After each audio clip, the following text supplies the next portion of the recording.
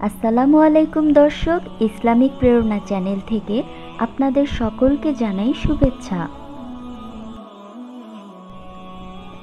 দর্শক, ইহুদিরা রাসূলুল্লাহ সাল্লাল্লাহু আলাইহি সাল্লামকে অনেকবার হত্যা করার চেষ্টা করে। এমনকি তারা একবার জাদু করে রাসূল সাল্লাল্লাহু আলাইহি সাল্লামকে পাগল বানিয়ে দেওয়ার ষড়যন্ত্র করেছিল। এক ইহুদি ছিল যার নাম লাবিদ বিন আসাম। এই মুনাফিক তার মেয়েদের মাধ্যমে জাদু করেছিল। সর্বপ্রথম কাজের ছেলের মাধ্যমে রাসূল সাল্লাল্লাহু আলাইহি সাল্লামের চুল সহ একটি চিরুনি সংগ্রহ করে। তারপর ইহুদির মেয়েদের দ্বারা উক্ত চুলে জাদুর 11টি ফুঁক দিয়ে 11টি গিরা দেয় এবং তার মধ্যে 11টি সূচ ঢুকিয়ে দেয়। তারপর চুল ও সূচ সহ চিরুনিটি একটি খেজুরের শুকনা খোসার মধ্যে প্রবেশ করিয়ে দেয়। এরপর কুয়ার তলায় একটি বড় পাথরের নিচে সেটি চাপা দিয়ে রাখে। আয়েশা রাদিয়াল্লাহু তাআলা আনহা বলেন, সেই জাদুর প্রভাবে রাসূল সাল্লাল্লাহু আলাইহি সাল্লাম মাঝে মধ্যে দিশেহারা হয়ে পড়তেন।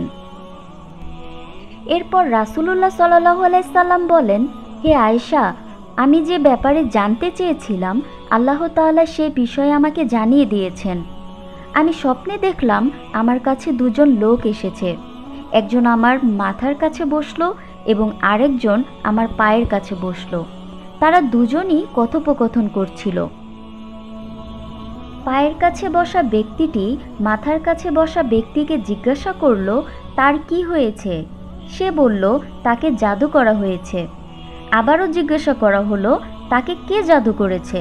সে উত্তরে বলল, লাবিদ বিন আসাম নামের এক ইয়াহুদি। সে আবারও জিজ্ঞাসা করল, কিসের মধ্যে জাদু করেছে? উত্তরে সে বলল, খেজুর গাছের খোসার ভেতরে তার একটি চিরুনি ও তার আঁচড়ানো চুল ঢুকিয়ে দিয়ে জারওয়ান নামক কূপের মধ্যে একটা পাথরের নিচে চাপা দিয়ে রেখেছে এবং সেখানের খেজুর গাছের মাথাগুলো দেখতে শয়তানের মাথার মতো এবং কূপের পানিগুলো দেখতে মেহেদি পাতা ভেজানো পানির মতো। তারা তাদের নিজেদের মধ্যেই প্রশ্ন এবং উত্তরের মাধ্যমে রাসূল সাল্লাল্লাহু আলাইহি সাল্লামকে জাদুর বিষয়ে অবহিত করেন এবং সেটি কোথায় আছে সেই কথাও তারা বলে দেয়। ফলে পরদিন একদল সাহাবী গিয়ে উক্ত কুয়া সেচে পাথরের নিচ থেকে খেজুরের কাদির খোসাসহ চিরুনিটি বের করে আনেন। ঠিক ওই সময়ই সূরা ফালাক এবং সূরা নাস নাজিল হয়।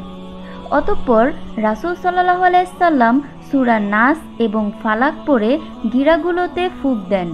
পরে সব গিরা একে একে খুলে যায়। অবশেষে সব গিরা খুলে গেলে সে স্বস্তি লাভ করেন।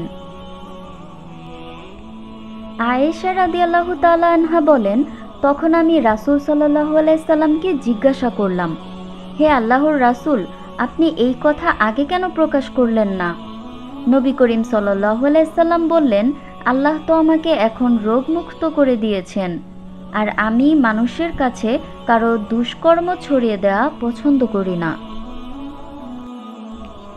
জিন ও জাদুর মধ্যে গভীর সম্পর্ক রয়েছে এবং জিন ও শয়তানি হলো জাদুর প্রধান শক্তি। যারা কালো জাদু করে তারা জিন দিয়েই এগুলো করিয়ে থাকে। জাদু করা কুফরি গুনাহ, আর যারা কালো জাদু করে তাদের জন্য পরকালে কোনো অংশ থাকে না।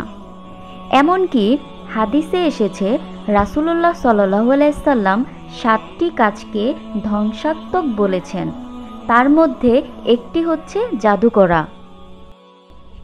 সুতরাং মুসলমানদের উচিত এসব জাদুটোনা করা থেকে নিজেদেরকে বিরত রাখা এবং আল্লাহর অবাধ্যতা থেকে বেঁচে থাকা। আল্লাহ তাআলা সবাইকে জাদু করার মতো কবিরা গুনাহ থেকে নিজেদের মুক্ত রাখার তৌফিক দান করুন, আমিন।